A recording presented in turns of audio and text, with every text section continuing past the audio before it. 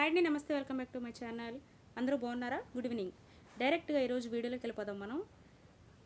జ్యోతి అనే ఒక సాధారణమైన మహిళ మరి తనకు అమ్మవారు పూడినట్టు చాలా ఘోరమైనటువంటి నాటకాలు, డ్రామాలు ప్లే చేస్తుంది. గత కొద్ది కాలంగా మనం చూస్తున్నాము. యూట్యూబ్లో, ఇన్స్టాగ్రామ్లో, అలాగే ఫేస్బుక్లో వైరల్ అవుతుంది. అలాగే తను చేసేదంతా కూడా మోసం, అమ్మవారు లేదు ఏం లేదని చెప్పేసి కొంతమంది కూడా మరి వ్యతిరేకిస్తున్నారు. వ్యతిరేకించే వాళ్ళల్లో కొంతమంది యూట్యూబ్కి సంబంధించినటువంటి ఛానల్స్ వాళ్ళు, అలాగే ఇంకొక లేడీ కూడా చాలా సాహసం చేసి మరి తను కూడా అమ్మవారు వచ్చినట్టు నటించి మరి తన యొక్క జ్యోతి అనేటువంటి మహిళ నిజస్వరూపాన్ని బయటపెట్టాలని చాలా మరి వ్యయ ప్రయాసాలకు వచ్చి మరి తన ప్రాణాన్ని కూడా పణంగా పెట్టి ఆమె వెళ్ళటం జరిగింది.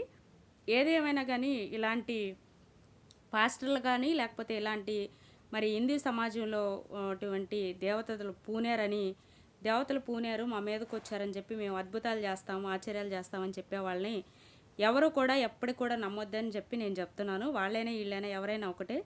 Rule is rule for all అని ఉంది కదా, అందరికీ ఒకటే న్యాయం. అట్లా అయితే ఈ అమ్మాయి చాలామందిని మరి డబ్బు పరంగా కూడా మోసగించినట్టు చాలామంది మరి సంతోష్ యూట్యూబ్ ఛానల్కి కూడా మరి వాళ్ళు లైవ్లో కాల్ చేసి చెప్పడం జరిగింది. ఒక అమ్మాయి అయితే దారుణం పాపం.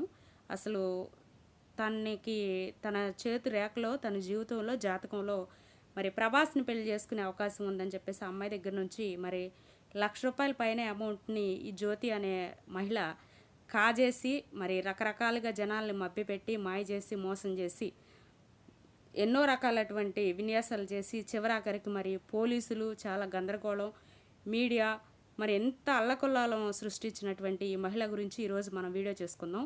అసలు ఈ మహిళకి ఎవరు పూనారు, ఎందుకు ఈ మహిళ ఇలా ఓవర్ యాక్షన్ చేస్తుంది, అసలు ఏం జరిగింది, ఎప్పుడు స్టార్ట్ చేసింది, ఎలా స్టార్ట్ చేసింది, ఎవరు కొంతమంది మరి యూట్యూబర్స్ అయితే కావచ్చు, కొంతమంది సనాతన ధర్మాన్ని కాపాడే వ్యక్తులైతే కావచ్చు, ఆ మహిళ కూడా ఫ్రాడు, ఫేకు అలాంటి అసలు పోనటం అనేది లేదని చెప్పేసి కొంతమంది ఆ అబద్ధాన్ని, మోసాన్ని మరి బయటికి చెప్పే ప్రయత్నం కూడా చాలామంది చేశారు. ఆల్మోస్ట్ వాళ్ళు 80%, 90% సక్సెస్ అయినట్టే వాళ్ళు.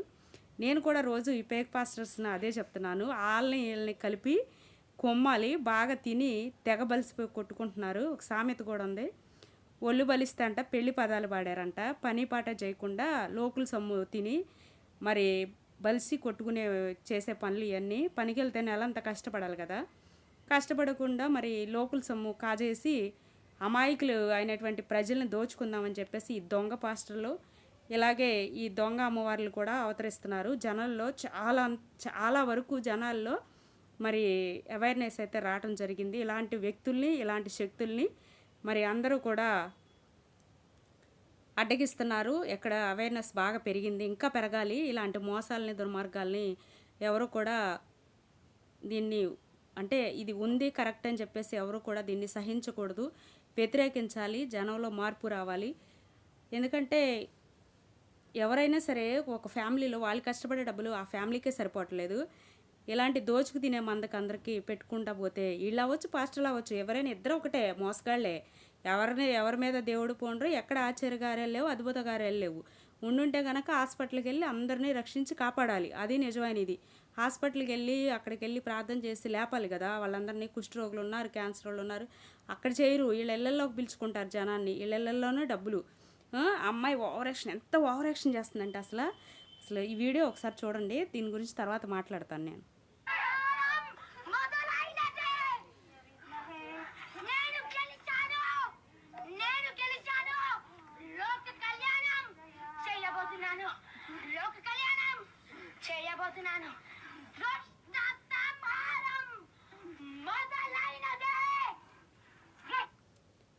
ఈ ఫేక్ దాని మాటలు పూర్తయ్యేలోపు ఇది బీపీతోనూ ఫ్రస్ట్రేషన్తో సచ్చేదట్టుంది. ఇది నిజం చెప్పాలంటే.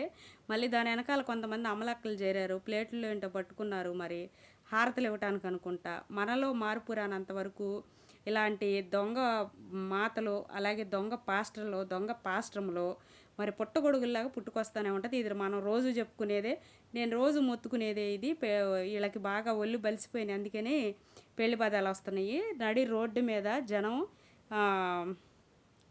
వాడు మొగుడేమో అమాయకంగా చూస్తున్నాడు. వాడు బెల్ట్ తీసుకొని 4 బాత్తే కానీ ఇలాంటి యాష లేకుండా ఉంటుందన్నమాట. ఎలా కేకలు పెడుతుందో.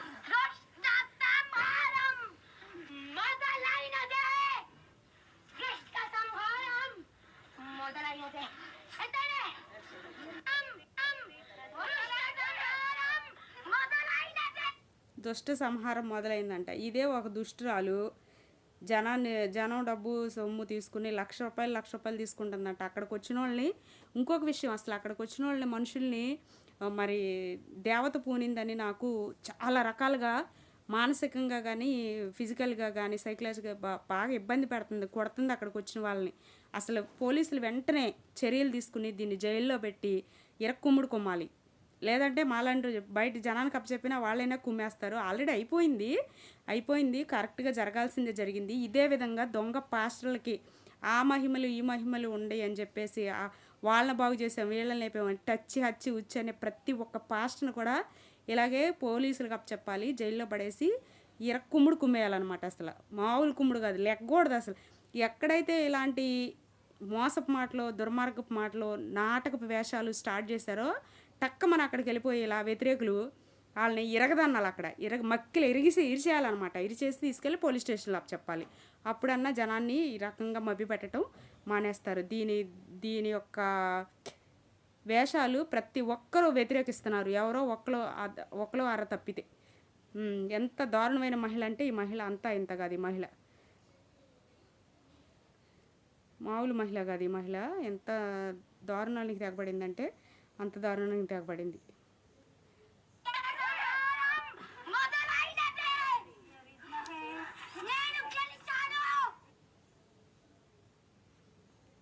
నల్ల కుక్క అరిచినట్టు, నల్ల పంది అరిచినట్టు అరుస్తుంది. ఇది మామూలుగా అరవట్లేదు. తర్వాత ఒక అమ్మాయి మరి తను కూడా ఈ నిజాలను బయట పెట్టాలని చెప్పేసి చాలా అమ్మాయి మరి చాలా ఇదిగా మరి బయలుదేరి వెళ్ళింది. ఆ అమ్మాయి అసలు ఎందుకు వెళ్ళింది, ఎలా ఆ అమ్మాయిని పట్టించాలని చూసింది, ఏం చెప్పిందని చెప్పేసి ఆ అమ్మాయి మాటల్లోనే మనం విందాము ఒకసారి. ఎవరైతే కొంచెం ఇన్స్టాగ్రామ్ లో దొంగ అని ప్రచారం చేస్తా ఉన్నారో ఆ జ్యోతి అమ్మవారికి సంబంధించి ఆ గేట్ ఎవరైతే దూకిరో ఆ అమ్మాయి దగ్గరే మనం ఉన్నాం. ఎందుకు దూకాల్సి వచ్చింది, అసలు ఏం జరిగింది, అంత కోపం ఎందుకు వచ్చింది, ఒకసారి మాట్లాడే ప్రయత్నం చేద్దాం. నమస్తే. ఇప్పుడు మీరు అక్కడికి వెళ్ళారు కదా నిజామాబాద్ కి, అక్కడికి వెళ్ళిన తర్వాత మిమ్మల్ని దొంగ అని అంటా ఉన్నారు, కొన్ని వీడియోలు పెట్టి రిలీజ్ చేస్తా ఉన్నారు కొంతమంది. ఎందుకు దొంగ అని ఎందుకు అంటున్నారు, ఏం జరిగింది అసలు? ఏం జరిగింది అంటే సార్, మా మేడం హ్యూమన్ రైట్స్ వాళ్ళ తరఫున వెళ్ళాం మేము అక్కడికి. వెళ్ళినప్పుడు మా మేడం వాళ్ళు ఫస్ట్ పిఎస్కి వెళ్ళారు. అక్కడ శివరుద్ర స్వామి వాళ్ళు కలిశారు. నాకు అక్కడ ఏం జరుగుతుందో నాకు తెలియదు.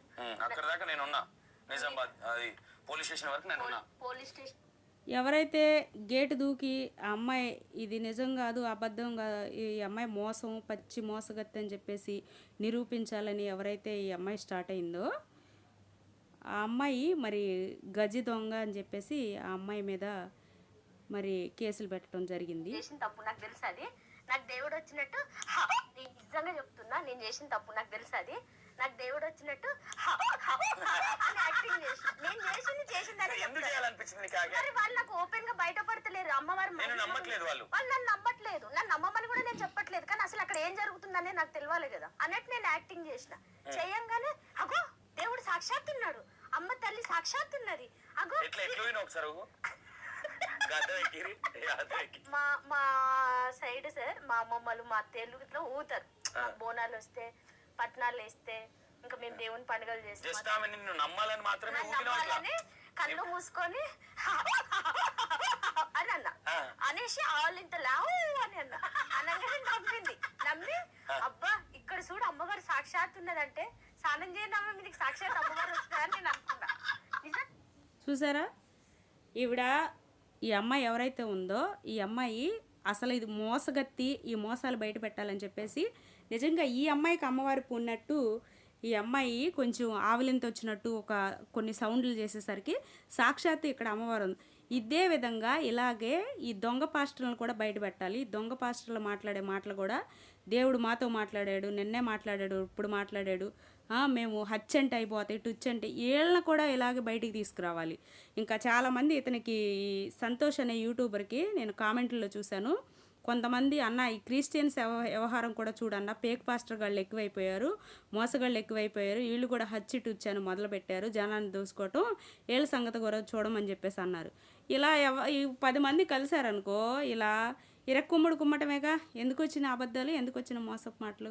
ఇప్పటికైనా మానేసి ఎవరు బ్రతకాళ్ళు. ఇప్పుడు అతను ఆ సంతోష్ అనే వ్యక్తిను, అతను హిందూ అతను మరి వాళ్ళు సపోర్ట్ చేసుకోవచ్చు కదా. అతను ఇప్పుడు ఈ అమ్మాయి కూడా మరి హిందూ ధర్మం అంటే చాలా గౌరవం అంట. ఆ అమ్మాయి ఏమని చెప్తుంది, హిందూ ధర్మం అంటే నాకు చాలా గౌరవం ఉంది, కానీ మరి మా హిందూ ధర్మాన్ని ఇలా మోసగత్తులు మోసం చేస్తుంటే నేను చూస్తా ఊడుకోలేకపోయినా అని అంటుంది. సాక్షాత్ ఉన్నది. అగో ఒకసారి మా మా సైడ్ సార్, మా అమ్మమ్మలు మా అత్తయ్యలు ఇట్లా ఊతారు. బోనాలు వస్తే, పట్నాలు వేస్తే, ఇంకా మేము దేవుని పండుగలు చేస్తాం. నమ్మాలని మాత్రమే నమ్మాలని కళ్ళు మూసుకొని అని అన్న అనేసి వాళ్ళు ఇంత లావు అని అన్న అనగానే నమ్మింది.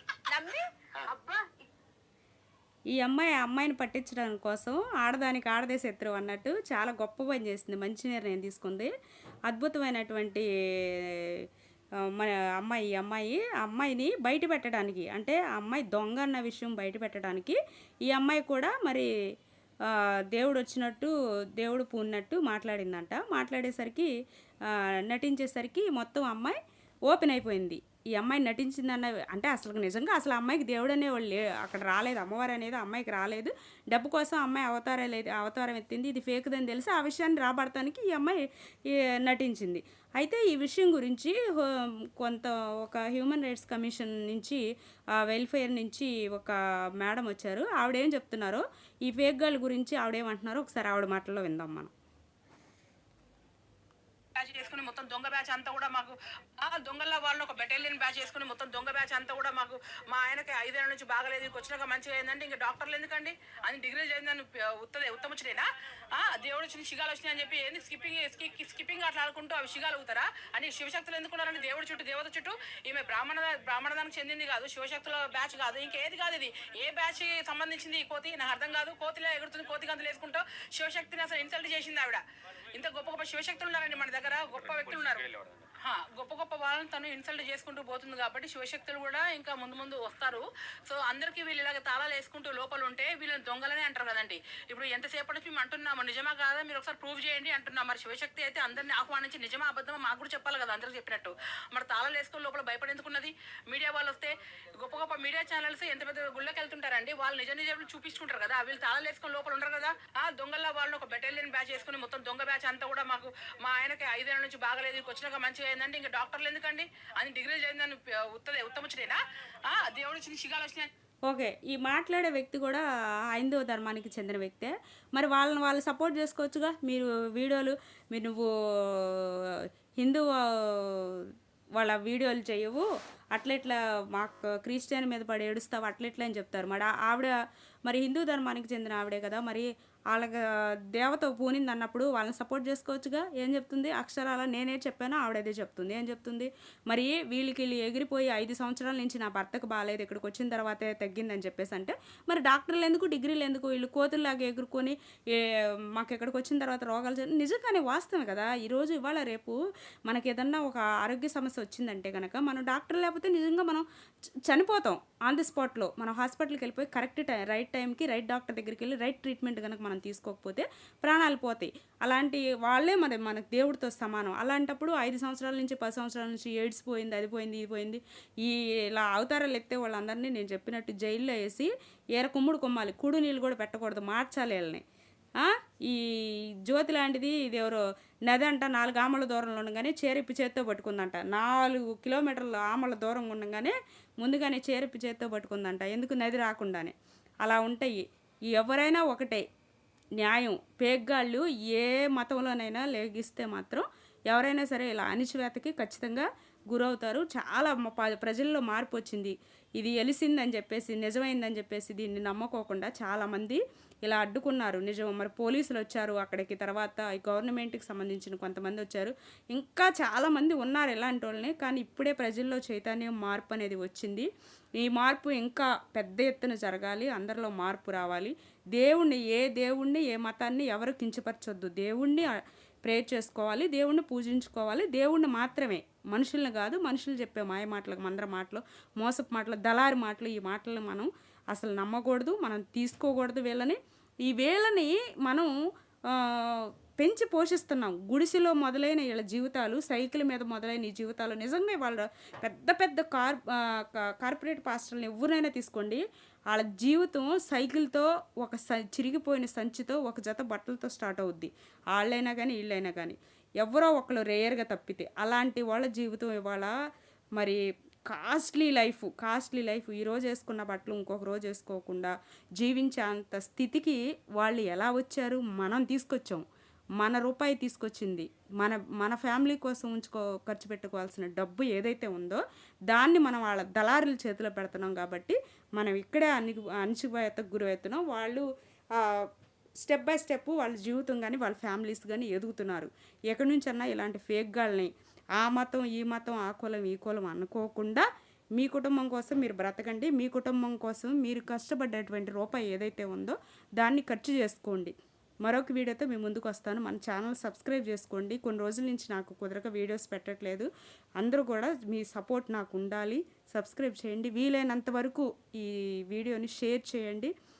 మరొక వీడియోతో మీ ముందుకు వస్తాను. Thank you watching.